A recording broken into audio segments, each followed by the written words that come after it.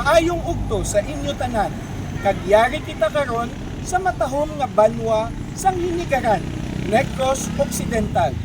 Kag sa luyon naton, makita ninyo ang matahom nga simbahan nga ginatawag Mary Magdalene Catholic Church diri sa banwa sang hinigaran. Pero kabalo ba kamo kung saan o gintukod ini nga simbahan? Tuig sang 1848 sa idalom sa pagpamuno sang isa ka Agustinian Recollect priest nga amo si Father Jose Maria Pabon, gintukod ang anay nipa nagbuhat sa mga guide materials nga simbahan diri sa hinigaran. Kag pagkalipas sang napulo ka tuig sang 1858 sa idalom naman sang pagpamuno sang isa pagid ka Agustinian Recollect priest nga amo si Father Jose Maria Martinez, natukod ining matahom nga simbahan nga aton makita karon. Kag natapos ini sa tuig 1881.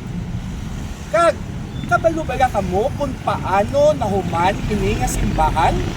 Sakto nga mga panahon, ang kada tagsa a native resident sang sini nga tuog gina-require sa paghatag sang libre nga 15 diyas nga labor kada isa ka bulan agud sa pagbulig sa pagtukod sini nga simbahan.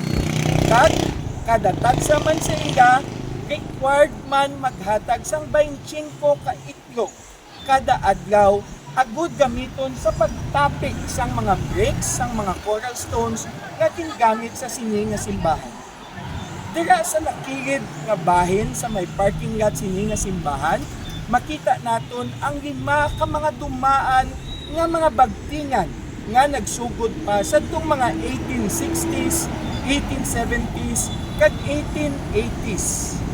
Gani, sa inyo pagbisita sa sining matahom nga banwa sang hinigaran, sa sunod nga mga panahon, hindi magkalipat sa pagtulok o paghapit sa isa ka matahom nga simbahan nga wala lamang nagarepresenta sang debosyon sa mga residente dire, kundi nagapakita man sang larakway sang isa kasimbahan o Catholic faith nga ginapicture sa tungtigon pa sang mga katsira.